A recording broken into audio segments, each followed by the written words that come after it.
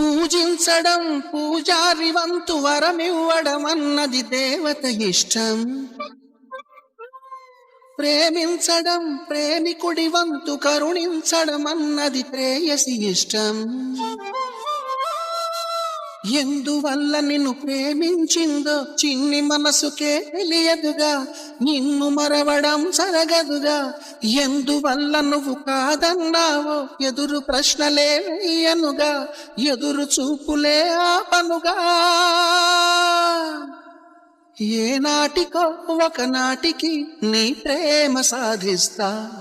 నిన్ను చూడాలని ఉన్నా, నిన్ను చూడాలని ఉన్నా, నే చూడలేకున్నా. మాట్లాడాలని ఉన్నా